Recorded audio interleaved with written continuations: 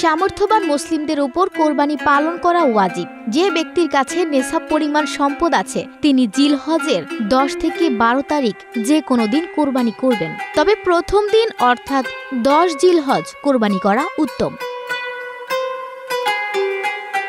মহান আল্লাহর নিকটবর্তী হওয়ার অন্যতম আমল কুরবানি। নির্দিষ্ট দিনসমূহে কোরবানি করার সামর্থ্য যার থাকবে তার উপর কোরবানি করা ওয়াজিব। টাকা খরচ করে যদি কোরবানি আদায় না হয় তাহলে তা আল্লাহ তাআলার নৈকট্য অর্জনে কোনো কাজে আসবে না।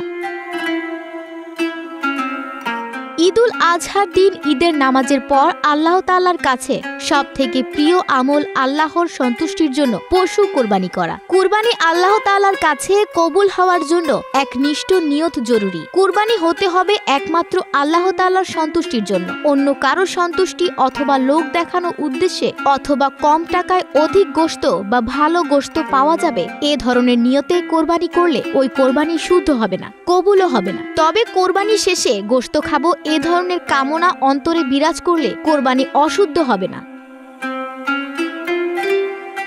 ঈদুল আজহায় ভালোভাবে কোরবানির কাজ করার জন্য অনেক আগে থেকেই পশু কিনে রাখা হয়। যখন কেউ কোরবানির জন্য পশু কিনবেন তখন তিনি হাদিসের ওপর আমল করতে পারেন। এতে খুব সহজেই রাসূল সাল্লাল্লাহু আলাইহি সাল্লামের সুন্নতের ওপর আমল করা হবে। এক হাদিসে রাসূল সাল্লাল্লাহু আলাইহি সাল্লাম বলেন, তোমাদের কেউ যখন উট ক্রয় করে সে যেন তার কুজের ওপর হাত রেখে এই দোয়াটি পাঠ করে।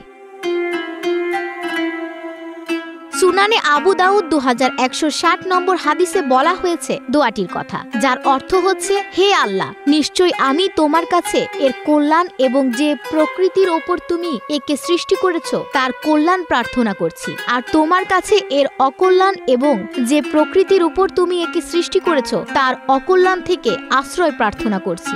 রাসূল সাল্লাল্লাহু আলাইহি ওয়াসাল্লাম কোরবানির পশু কেনার পর দোয়াটি পড়তে বলেছেন। আবু দাউদ 2792 নম্বর হাদিসে হযরত আয়েশা রাদিয়াল্লাহু থেকে বর্ণিত আছে, নবীজি সাল্লাল্লাহু আলাইহি ওয়াসাল্লাম বললেন, হে আয়েশা, ছুরি দাও। এরপর বললেন, এটা পাথরে ঘষে ধারালো করো। আয়েশা রাদিয়াল্লাহু বললেন, আমি এটা করলাম। তিনি ছুরি নেন, দুম্বাকে ধরে কাট করে শোয়ান এবং জবাই করার সময় বলেন, বিসমিল্লাহ। হে আল্লাহ, আপনি এ কুরবানি মুহাম্মদের পরিবার ও তার উম্মতের পক্ষ হতে কবুল করুন। অতঃপর তিনি দুম্বাটি কোরবানি করলেন। আফসানা ভুইয়া, প্রবাস খবর।